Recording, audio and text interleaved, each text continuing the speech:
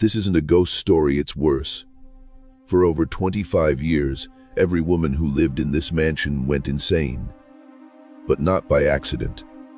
Tonight, I'm showing you the proof of how one man turned mirrors into weapons and why the people protecting him will do anything to keep you from hearing this. Watch closely before this video disappears.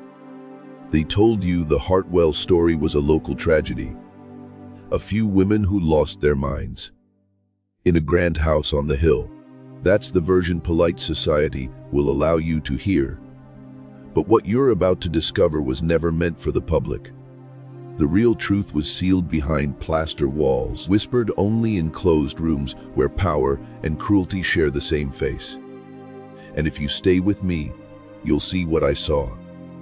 The reason 5 intelligent, vibrant women walked into that mansion and were carried out shadows of themselves. Picture it: Millbrook, Pennsylvania, winter of 1835.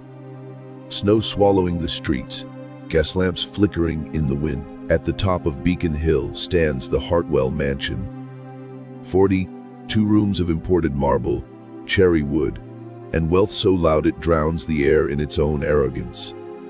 People called it a triumph of the new America, industry, ambition, and progress carved into brick and stone.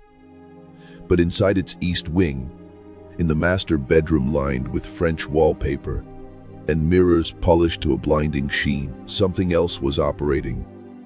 Something older than the Republic, older than the man who built it.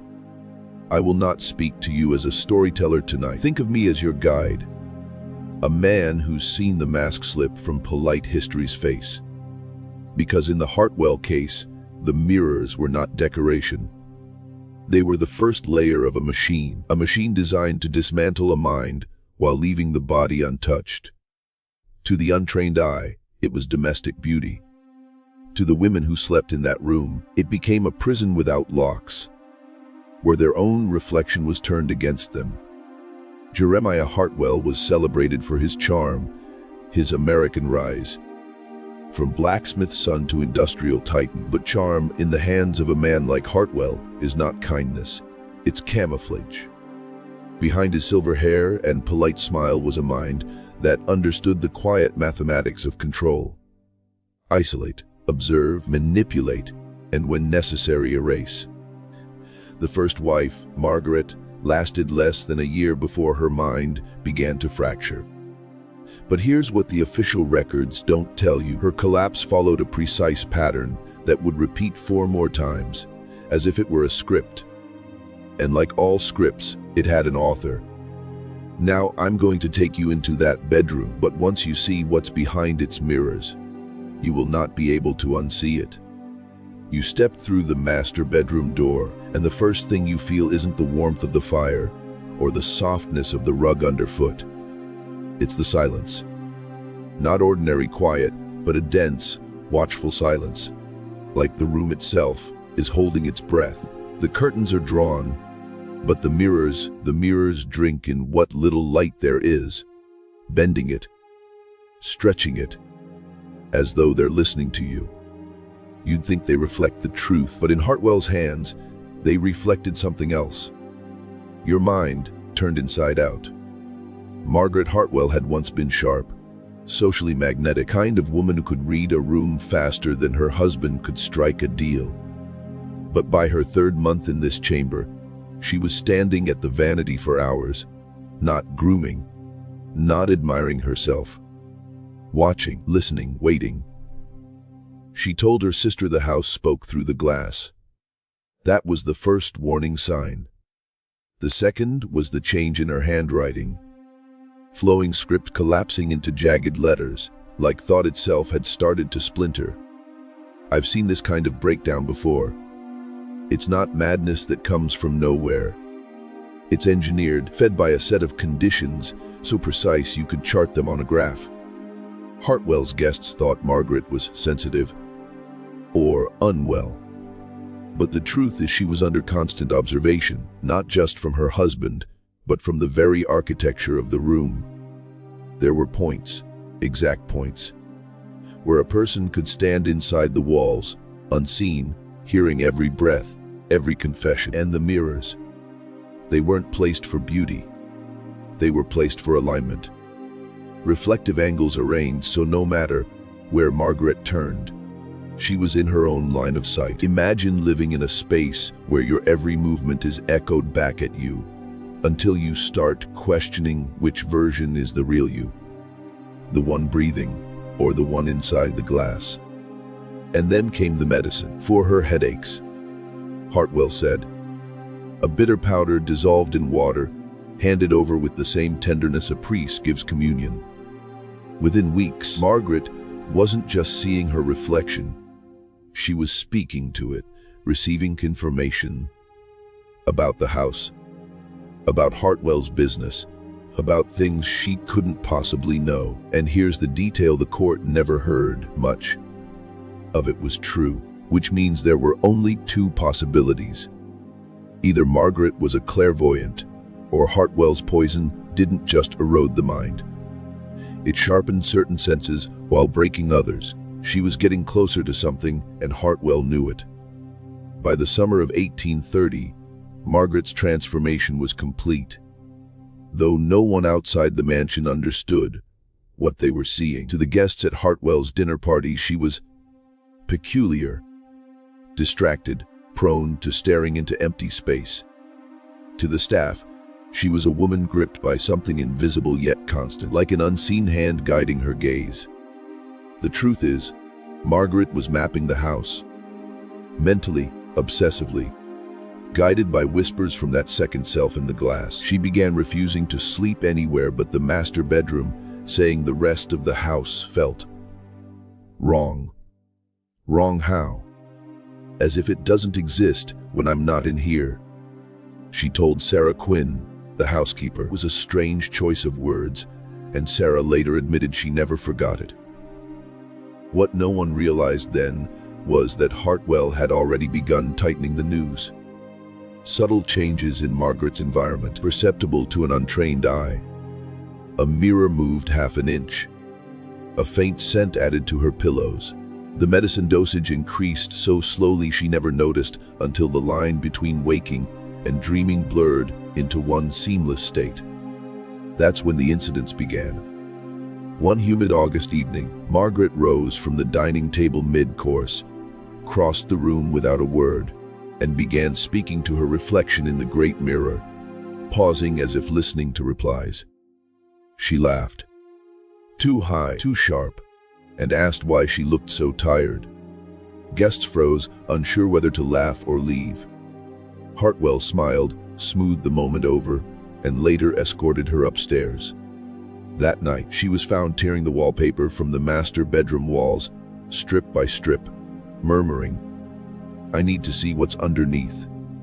Beneath was nothing, just plaster and wood. But she smiled, satisfied. This is where most accounts stop, calling it the first sign of madness. But I've read Dr. Henley's private notes. They describe a fixation with mirrors and reflective surfaces, an absolute certainty that her reflection provides her information about the house's history. Understand this. Margaret wasn't inventing nonsense. She was reporting what she saw and heard, and the more she listened, the more the mirror woman gave her. By September, every reflective object in the house had been moved to the bedroom, arranged in a pattern she refused to explain.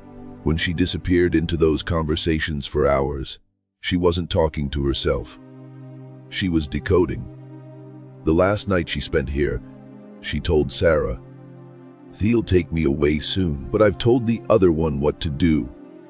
3 years after Margaret was locked away, the master bedroom sat sealed, draped in white sheets like a tomb. Hart-well played the role of grieving widower flawlessly.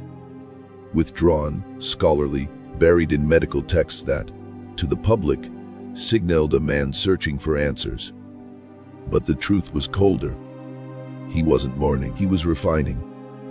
When he remarried in 1834, it was to Elena Rodriguez, a merchant's daughter with poise, beauty, and what Hart-well described to his associates as mental resilience. Resilience to what? Didn't say. From the day she moved in, The bedroom was no longer sealed. It was remade. New wallpaper, new furnishings, and a new set of mirrors, chosen not for style but for placement. Angles were precise, the glass flawless, the reflections unnervingly deep. To visitors, Alina seemed perfectly at home.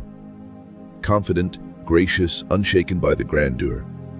But within weeks, her maid Maria noticed small changes. Alina lingered longer at her vanity. At first she brushed her hair, but gradually the calm stilled in her hand as she began staring not at herself, but just to the left, as though another figure waited in the silvered depths. "She's trying to tell me something important," Alina whispered one morning. "I must listen carefully." Maria assumed she meant a servant or neighbor, until Alina clarified she was speaking of the mirror woman. By February, the conversations had become daily. Unlike Margaret's agitation, Alina's tone was calm, even pleasant. She claimed the mirror woman told her about the mansion's former owners, secrets buried in the walls, ways to manage the staff more efficiently. Hart-well, instead of intervening, began watching closely, timing the conversations, noting which mirrors drew the strongest reactions. This was no concerned husband. This was a man conducting an experiment. Then came the turn. The mirror woman began speaking of Margaret, not as a madwoman, but as someone trapped in the glass. After discovering the truth, she warned Alina that the room itself was a snare, that Hart-well's kindness was a disguise, and that the medicine for her headaches was not medicine at all. Alina didn't dismiss it. She began to test her surroundings, tapping the walls, studying the angles of the mirrors, and one day, asking Maria to help her move the great wardrobe. Behind it, they found a hollow panel. A press, click, and a narrow passage opened into darkness, with small holes cut into the walls. They weren't random. They were viewing ports. And in that moment, Alina understood what Margaret had been trying to say. The mirrors weren't watching her. Someone else was. The passage behind the wardrobe was barely wide enough for a man to pass through sideways, air inside stale and sore with the scent of dust and old oil lamps. Alina pressed forward, Maria close behind, their footsteps muffled by a thin layer of cloth, laid deliberately across the boards to silence movement. They followed the cramped corridor until they reached the first set of observation holes. Precisely cut, perfectly positioned to look directly into the master bedroom, the dressing room, and the private bath. This was not the handiwork of careless craftsmen. This was designed, built, maintained. Lena's breath quickened, not from fear, but from a kind of cold clarity. She imagined Margaret standing at her own vanity, feeling eyes on her yet never seeing them. The mirrors were not just reflecting her. They were part of a two-way system, a closed circuit of control in an era before electricity. Someone could stand here in perfect silence, observing every movement, every private moment, unseen. And if they chose, they could watch for hours, days, years. They retraced their steps, sealing the panel exactly as they had found it, and Alina sat before her vanity again. The mirror woman had been right about the passages, which meant she was likely right about everything else. That night, she refused Hart-well's headache medicine, for the first time pouring it quietly into the fire when he left the room. Within days, the fog in her thoughts began to lift. What had once been a vague unease sharpened into focused suspicion. She began replaying conversations in her mind, remembering subtle questions. Hart-well had asked about her family's finances, her father's trade routes, the habits of influential guests. Every answer she'd given him had been another piece of leverage for a man who thrived on information the world believed he shouldn't have. She realized the master bedroom wasn't cursed. It was curated. It was a stage, a set, a psychological trap calibrated to erode trust in one's own mind until the only steady point of reference was the man offering care and guidance. By spring, Elena's private conversations with the mirror woman became less about history and more about strategy. The reflection urged her to keep playing the role Hart-well expected, to let him believe she was still under the spell. And then, when the time came, she would act. That time arrived in August 1835, when the air was thick and the nights pressed like a weight against the house. Hart-well entered the bedroom to find her seated at the vanity, eyes locked not on him, but on the reflection. "She's told me," Elena said, without turning. "She's told me everything about what you do to the women in this room." Hart-well froze in the doorway, his polished composure momentarily cracking. But only for a breath, then the smile returned. The same measured expression he wore in every negotiation, the one that said he already owned the outcome. "What exactly has she told you?" His voice was warm, almost amused, but Elena noticed the faint tightening at the corners of his mouth. She didn't answer him directly.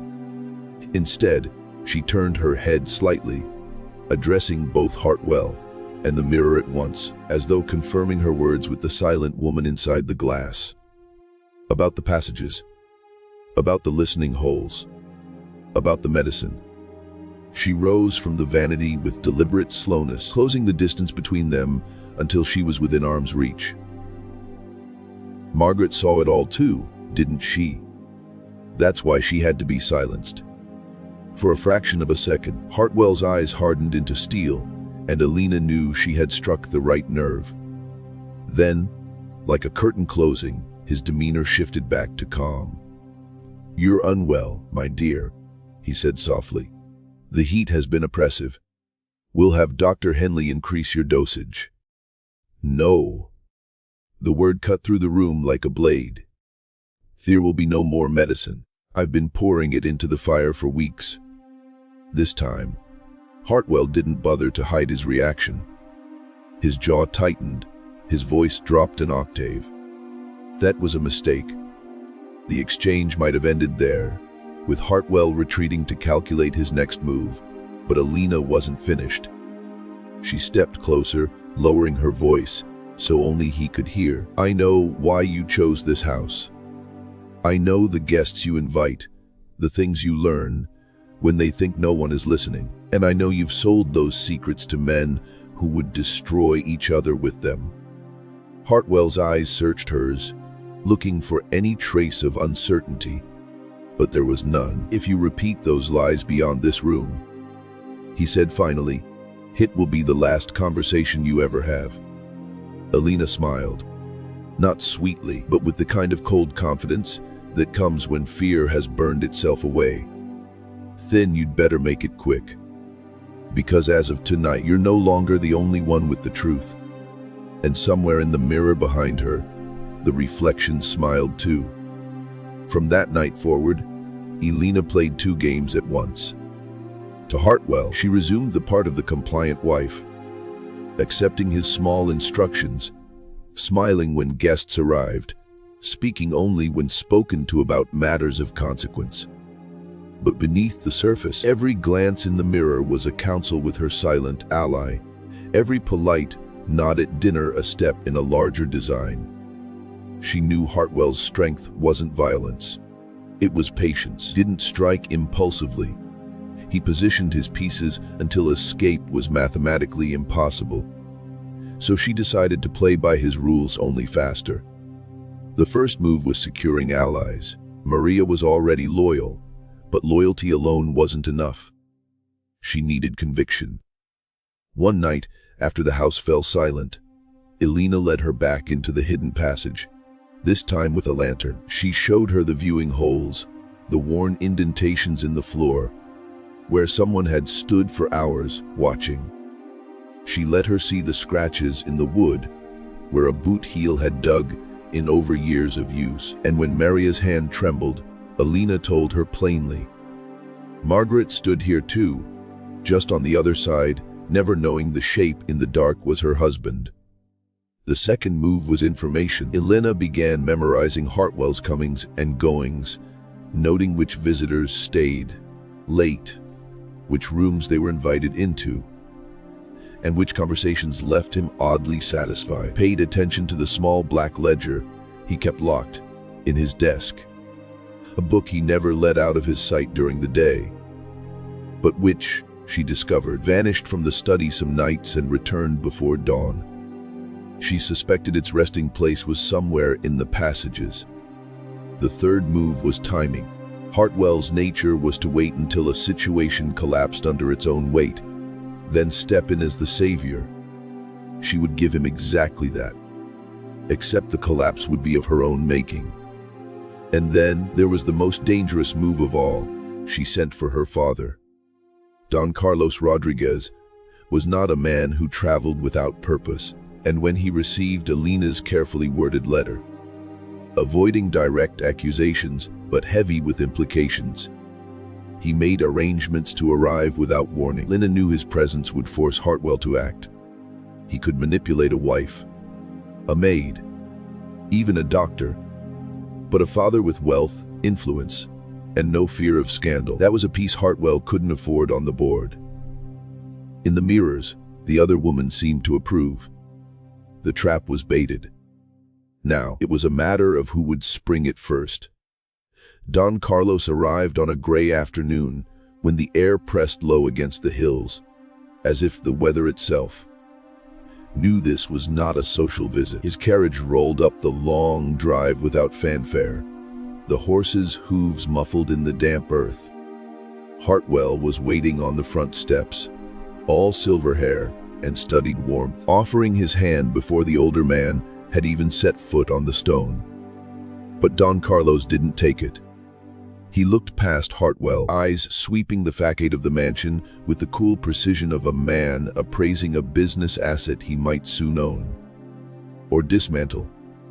Inside, the introductions were brief. Alina appeared in the drawing room, poised but without the performative glow Hart-well preferred her to show guests. She moved to embrace her father, and Hart-well noted how long they held each other, how quietly their words were exchanged. It was the first move of a new game, and Hart-well felt it. They sat in the library, a room deliberately chosen for its lack of mirrors, where Don Carlos began with pleasantries before cutting straight through them. "My daughter tells me she has concerns about this house, about your marriage." His voice carried no accusation, only the weight of a man who expected answers without delay. Hart-well responded with the polished denials of a practiced liar. The heat had been affecting her. The demands of running such a household could overwhelm any young wife. Perhaps she had inherited a tendency toward nervous disorders from her mother's side. Don Carlos listened without interruption, his expression unmoving, his eyes never leaving Hart-well's. And then, with the subtlety of a blade slipping between ribs, he asked, "Do you deny there are hidden passages in these walls?" For the first time, Hart-well blinked. It was nothing, a momentary pause, but Alina saw it, and so did her father. Hart-well's recovery was swift. "The house is old. Every building of this age has quirks in its construction." Don Carlos leaned forward, his voice lowering. "Quirks don't have viewing holes, Jeremiah." The room stilled. The fire crackled in the hearth, metronome to the silence stretching between them. In the hallway, Maria lingered just beyond sight, listening. Hart-well smiled again, but it no longer reached his eyes. "Perhaps you should stay the night," he said evenly. "We can discuss these rumors in the light of morning." But Alina knew there would be no safety in the morning. Trap was no longer baited. It was armed. That night, the mansion felt different. Not just to Alina, but to everyone inside it. The corridors seemed narrower, the air heavier, as if the walls themselves were aware of the confrontation brewing within them. Dinner was a silent performance, silverware chiming against porcelain, the muted crackle of the fire, Hart-well's eyes drifting from Alina to her father and back again, calculating every movement. Don Carlos spoke little, but when he did, his words were deliberate, each one placed like a stone in a foundation he was building beneath the conversation. After the meal, Hart-well excused himself with a polite nod, claiming he needed to review correspondence in his study. Elena knew this was a lie. The study was adjacent to one of the hidden passages, one she had not yet explored in full. Her father noticed her glance toward the door as Hart-well left, but said nothing. They both understood the rulus. If Hart-well suspected they were watching him, he would move faster than they could respond. Hours passed. The house was silent but for the distant ticking of the long case clock in the hallway. Elena stayed in the drawing room with her father, pretending to read, but her eyes kept lifting to the mirrors along the far wall. Not the dangerous mirrors of the master bedroom, but enough to see movement if someone passed behind her. And then, just before midnight, she caught it a flicker, faint but certain, in the corner of the glass. She set the book down without a word and crossed the room. Maria appeared in the doorway, pale, her hands gripping the frame. "He's in the passage," she whispered. "He's carrying the ledger." Don Carlos rose slowly, his gaze sharpening. "Show me."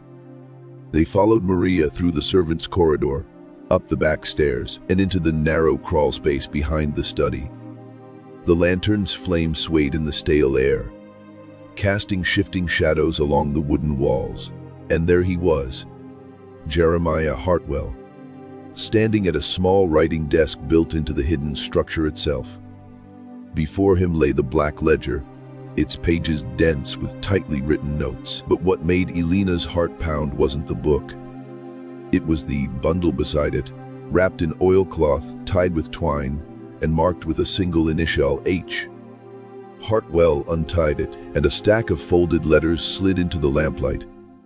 Letters written in a precise German hand, the signature at the bottom reading, Dar Hinrich Zimmermann. Elena didn't need to read them to know this was the proof, and Hart-well was about to decide whether to hide it or burn it. Hart-well's fingers paused on the twine, as if he'd felt a shift in the air, the kind that comes when someone is watching. Slowly, deliberately, he straightened his back, his head turning just enough to let the lamplight catch the edge of his face. Elena froze, her breath locked in her chest, the flicker of the lantern behind her threatening to give them away. For a moment, no one moved. Then Hart-well smiled. Not the polite smile for guests, but something thinner, sharper, like a blade-seen edge, on. "You should never walk in the dark without knowing where it leads," he said, his voice carrying easily through the cramped passage. He didn't turn toward them, didn't even reach for the ledger, simply closed it with one hand and slid it into the oilcloth bundle. Curiosity has its price. Don Carlos stepped forward, the narrow space forcing him to face Hart-well at close range. "And deception has its end," he replied, his tone flat, lethal. Hart-well's eyes flicked to Elena, then back to her father. "Your daughter is ill. Everything she's told you is a distortion. These papers will be in my possession before the hour is out." Don Carlos interrupted. For the first time, Hart-well's smile faltered. The silence between them was thick enough to choke on. Then, without warning, Hart-well blew out his lamp. Darkness swallowed the space, complete and suffocating. Elena felt Maria's hand seize her arm, pulling her back, but Hart-well's voice came from somewhere ahead in the black. "The passages in this house run deeper than you know. You may think you've found your way in, but I built exits you will never see coming." Footsteps echoed on the wooden boards, retreating, doubling back, vanishing into the labyrinth. 3 of them moved quickly, Maria leading by memory to an opening in the servants' wing. By the time they emerged into the faint moonlight, spilling through a narrow window, Hart-well was gone, but he had not taken the ledger. It lay on the floor where he'd been standing, as if placed there on purpose. Don Carlos picked it up without a word. Its weight was deceptive. Inside, pages were swollen with years of ink, each entry a transaction, a betrayal, a theft of trust. And on one page, underlined twice in Hart-well's hand, were the words Zimmerman formula. Dosage perfected, symptoms permanent if continued beyond 120 days. Elena's stomach turned cold. The trap had not just been for the wives. It had been for anyone who entered that room. They carried the ledger and the bundle of letters to the library, bolting the heavy double doors behind them. The fire had burned low, its embers casting the room in a dim orange glow. Don Carlos untied the oilcloth with the precision of a man dismantling an explosive. The letters inside were dated over a span of years, each one in the same neat German script. Elena leaned forward, her eyes tracking the lines as her father read aloud in a low, deliberate voice. The first letter was clinical, almost detached. Dr. Heinrich Zimmerman detailing his treatments for what he called female hysteria. But it wasn't treatment at all.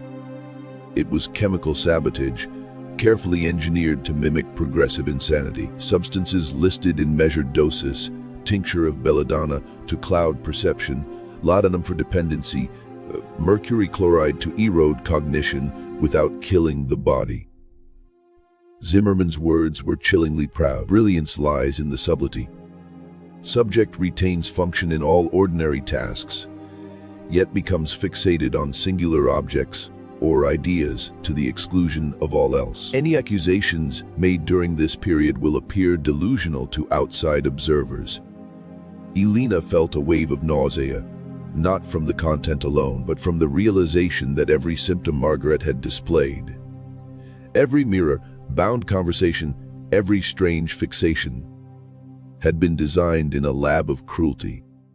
The next letter named Hart-well directly. Zimmerman congratulated him on the success of the first application and discussed refinements for future cases.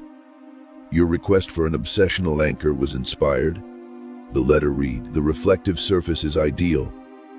Vanity is a natural gateway to mental destabilization in the feminine mind." Elena's hands tightened into fists. The third letter was worse still, detailed the plan to use these induced conditions, not simply to destroy reputations, but to cover for the removal of sensitive information. While the subject is preoccupied with her fixation, household operations may be altered, documents removed, or observation intensified without detection. Don Carlos set the letter down slowly, his jaw tight, his eyes fixed on Hart-well's name like it was carved in stone. "This isn't madness," he said. "It's strategy." Maria crossed herself, whispering in Spanish under her breath, but Elena only stared at the fire. The mirror woman's warnings had been exact. Hart-well hadn't just chosen his wives for social advantage, chosen them as shields, living a lullaby for the secrets he moved through these walls. And if they had not found this tonight, she had no doubt she would be his next perfected ruin. The library doors rattled violently against the bolt, the sudden sound snapping all three of them from the trance of the letters. Hart-well's voice came low and measured from the other side. "Open the door, Carlos. You have something that belongs to me." Don Carlos didn't move, placed the ledger and the bundle of letters into Elena's hands, his eyes locking with hers. "If he gets these, it's over. You understand?" She nodded, already scanning the room for another exit. Hart-well's tone hardened. "You think you've uncovered a crime, but you've misunderstood entirely. Those documents are part of ongoing business negotiations. Sensitive, yes, but not criminal. Bringing them to the wrong people will ruin more lives than you can imagine, including yours." Elena could almost hear the smirk in his voice. It was the same tone he must have used with Margaret when convincing her the medicine was for her own good. Don Carlos said nothing, moved to the far wall where a concealed servant's door opened into a narrow back corridor. "Maria, lantern, now." The maid obeyed, her hands shaking but precise. They slipped into the passage, just as the library doors shuddered under a heavy blow. The corridor twisted upward toward the second floor. But Elena's mind was on the maze they were entering. Hart-well had warned them the passages ran deeper than they knew. She believed him. Each turn felt like it could double back into his hands. Somewhere below, the sound of splintering wood told her the library doors had finally given way. "He'll try to cut us off," she whispered to her father. "Knows these routes better than anyone." Don Carlos's voice was steady. "Then we stay unpredictable." At the top of the stairwell, they emerged into a narrow service hall lit only by moonlight from a single window. Elena led them toward the master bedroom. Not to hide, but because she knew Hart-well would assume they'd avoid it. The room was dark, but the mirrors caught what little light there was, scattering pale fragments across the walls. Elena set the ledger on the vanity and began searching the wardrobe. "There's another compartment here," she told them. "Margaret told me in the glass." She pressed her hand along the paneling until a faint click sounded. A hidden cavity opened, small but deep enough to conceal both the ledger and the letters. She placed them inside, closed the panel, and smoothed the wood. "If he takes us," she said, "he won't take this." Footsteps approached from the hall. Hart-well was coming. The door to the master bedroom opened without haste, as though Hart-well wanted the gnome to know there was no point in running. He stepped inside, the soft lamplight from the hall spilling around him, his shadow stretching long across the rug. His gaze passed over Elena, Don Carlos, and Maria with calculated calm before settling on the vanity. For a moment, his eyes lingered on the mirror, and Elena thought she saw something in them. A flicker of recognition, almost reverence, as if the glass itself were his accomplice. "This room," he said quietly, "as a way of revealing who people truly are." Don Carlos took a single step forward, positioning himself between Hart-well and Elena. "Then perhaps it's time it revealed you." Hart-well's smile was slow, deliberate. "It already has. To anyone who matters." He moved closer, polished boots soundless on the carpet. "Carlos, you have wealth, influence, a name people respect. But you've let your daughter poison your mind with fantasies. And in doing so, you've stepped into a game you don't understand." Elena's voice cut through before her father could respond. "I understand it better than you think. The mirrors, the medicine, Margaret's madness." She stepped to the vanity, resting her hand on the polished wood. "All of it. Designed to break a person while making the world believe they broke themselves." Hart-well's eyes narrowed, the warmth draining from his expression. "You've been busy," he said softly, almost admiringly. "Finding passages, reading things not meant for you. But you still don't see the full design." He glanced toward the mirror, and for an instant his reflection seemed to move a fraction out of sync with him. An illusion of light, or something more.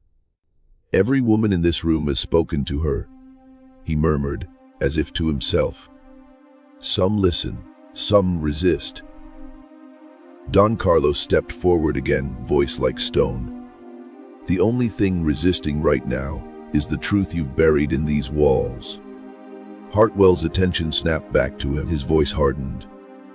"Those letters you took, they don't prove what you think. Zimmerman's work was sanctioned, controlled. You destroy that, you destroy men far more powerful than me." His gaze cut to Elena, sharp and knowing. "And they will not let you walk away." Outside, somewhere deep in the house, doors slammed. Whether from the wind or another player entering the game, none of them could tell. But Hart-well's faint smile told Elena one thing. He wasn't bluffing. Trap she'd set might have sprung, but the deeper machinery behind him had just begun to turn. The sound that followed the slam was not the creak of an old hinge or the settling groan of the mansion's bones.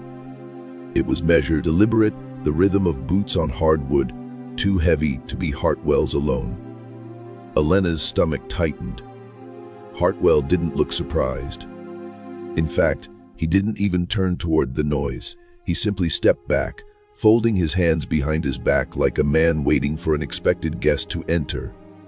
Don Carlos angled himself slightly, keeping both Hart-well and the door in his sightline. The footsteps grew louder, resolving into two figures as they crossed the threshold, men dressed not as servants, but in dark, tailored coats, their boots polished to a mirror sheen. They carried no lanterns, yet seemed to have no trouble navigating the shadows. Hart-well's voice was calm, almost conversational. "Carlos, Elena, may I introduce Mr. Vale and Mr. Kerrigan? Associates of mine, here to resolve a delicate matter." Elena felt the air shift. This was no bluff. Hart-well hadn't been speaking metaphorically about power beyond him. These were agents of it. The men said nothing. Their eyes scanned the room with the cold efficiency of surveyors measuring the dimensions of a structure before dismantling it. Maria edged closer to the wardrobe, her body shielding the hidden compartment without drawing attention to it. Don Carlos's voice was low, controlled. "If you think intimidation will remove the problem, you miscalculated. The documents are already safe." Hart-well's smile deepened, but it was Vale who answered, his voice smooth and unhurried. "Safe is a relative term. Paper burns. Witnesses disappear. Stories change." Elena's pulse hammered, but she forced herself to meet his gaze. "You're not here for me. You're here because if this gets out, it's not just Hart-well who falls, it's all of you." Kerrigan's eyes, pale and expressionless, settled on her. "That depends entirely on whether you've learned when to stop asking questions." For the first time, Hart-well's confidence seemed to fracture. Not from fear, but from the realization that the men behind him weren't entirely his to command. Vale glanced toward the mirrors, his lip curling faintly, as if they were an old acquaintance he'd rather not see again. "We should speak somewhere more private," he said to Hart-well, without the audience. Elena caught the faintest shift in Hart-well's eyes toward her father, toward the documents they believed were in his possession. And in that split second, she understood. This was no longer just about exposing Hart-well. They had stepped into something older, deeper, and far less forgiving than one man's cruelty. It was subtle at first, a flicker in the corner of Elena's vision, like candlelight moving where there was no flame. Her eyes darted to the vanity mirror, expecting only her own reflection. But there, just beyond her shoulder, was a shape that shouldn't have been there. It wasn't Hart-well or her father or the two strangers. It was still, patient, as if it had been waiting for her to notice. And then it moved. Not in the way a reflection should move, mirroring her, but independently, like someone standing behind glass in another room. Elena's breath caught. The mirror woman. But something was different. The image was sharper now, less like a phantom and more like a person framed in a window. Her lips parted as if to speak, and for the first time, Elena thought she heard. Not in her ears, but somewhere deeper, like the memory of a voice she'd always known. "They're not here for him." The room's tension pressed in tighter. Vale and Kerrigan were speaking in low tones to Hart-well, their words indistinct, but their posture signaling control. Don Carlos caught Elena's glance toward the mirror and frowned, following her gaze, but he saw nothing. She turned slightly, angling her body so the others couldn't see her lips move. "What are they here for?" she whispered. The answer was immediate, almost impatient. "The glass is not his, never was. This is only one of many." Elena felt the blood drain from her face. "Many." The mirror woman's expression sharpened. "They are keepers. They ensure the glass stays in the right hands. He failed them. You have made him a liability." Elena's mind raced. This wasn't Hart-well's invention. He'd been a caretaker, a participant in something wider, something that used houses, mirrors, and people as components in a network of control stretching beyond Millbrook. Her father's voice cut through the haze. "Elena." She blinked, the mirror's image dimming like breath fading on glass. Vale was watching her now, his expression unreadable but his eyes calculating. "You've seen her, haven't you?" The question froze her. He said it like a certainty, not a guess. Kerrigan stepped closer, his tone flat. "That means you belong to them now." Hart-well's eyes shifted between them, a rare hint of unease flickering across his face. Elena realized, with cold clarity, that whatever game she thought she was playing, she'd just stepped onto a board carved centuries before she was born. Vale moved with unhurried precision, circling the room as though measuring its dimensions, for something Elena couldn't yet see. His gaze lingered on the mirrors, not with Hart-well's possessive pride, but with detached familiarity of a man checking the condition of old tools. "You've seen her," he repeated, his voice almost gentle now. "And if you've seen her, you've already been marked. The question is whether you'll be useful or disposable." Kerrigan remained still, his hands clasped behind his back, eyes locked on Elena as though her next breath were a calculation he intended to solve. Hart-well's voice broke in, sharp with an edge of desperation.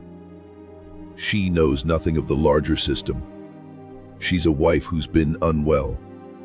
Vale didn't even glance at him. "And yet she's uncovered your passages, found your records, and resisted your conditioning. I'd call that more than unwell."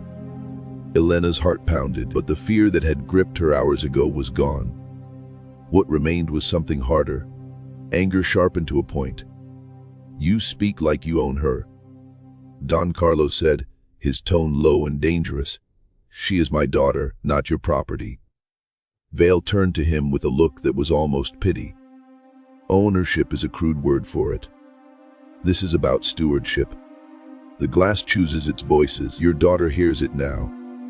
That makes her part of something older than this house, older than you, older than the country you think you control." Kerrigan finally spoke, his voice a steady monotone. "And once it chooses, there are only two paths: service or silence." Elena's mind worked quickly, pulling threads together. Hart-well had been playing his own small tyranny, using the mirrors for surveillance and control. But these men, these keepers, were tied to the source. If she took Hart-well down publicly, they would erase the rest, along with her and anyone who stood beside her. Vale stepped closer to the vanity, his reflection and Elena's converging in the glass. "You could expose him, yes. Watch the town gasp, watch him fall. And then we replace him, quietly.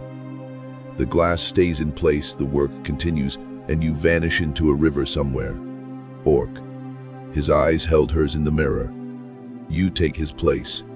You learn the real craft. You stop being prey." Don Carlos's hand tightened on her shoulder, a wordless warning. Hart-well watched from the corner, silent now, studying her the way a man studies a rival he can't yet read. Elena realized the decision wasn't about Hart-well anymore. It was about whether she would try to burn the house down or step inside and lock the door behind her. Elena didn't answer right away.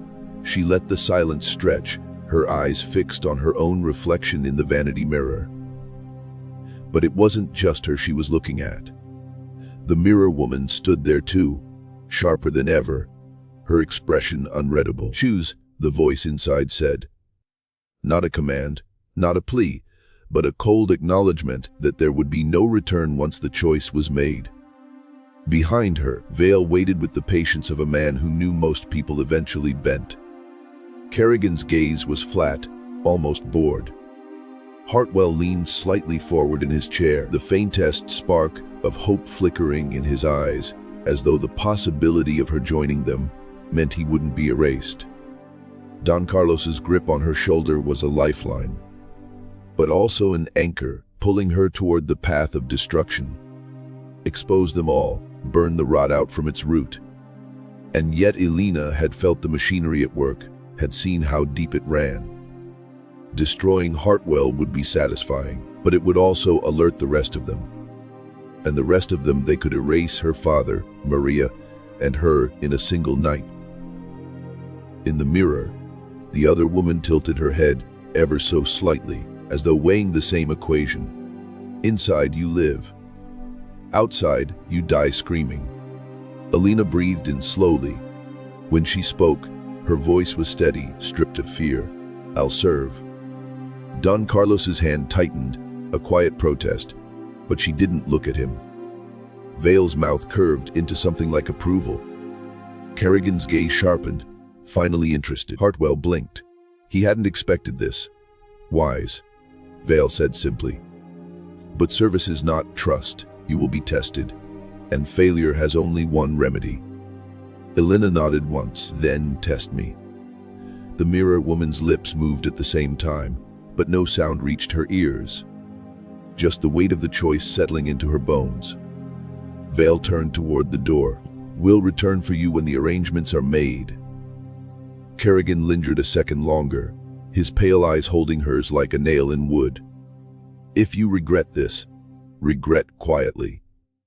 And then they were gone, their footsteps fading down the hall. For a moment, no one spoke.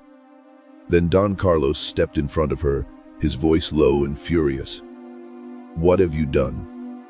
Elena's answer was quiet, but absolute. I've stepped into the only place I can hurt them. And in the mirror, the other woman smiled. The following days passed under a strange new gravity. The house felt quieter, but not safer. More like a chessboard at midgame, where every piece was coiled in potential violence. Vale and Kerrigan did not return immediately, but their absence wasn't absence at all. It was a presence of its own, heavy in the air, like the awareness of a predator just beyond sight. Hart-well, stripped of his usual dominance, hovered at the edges of rooms, watching Elena with the wariness of a man unsure whether she was now an ally or his executioner. Don Carlos stayed close, speaking in guarded tones, but every conversation ended with the same warning in his eyes. Think you can play them, but they have been playing this game for centuries. Elena knew he was right. And yet, she also knew they had made one mistake.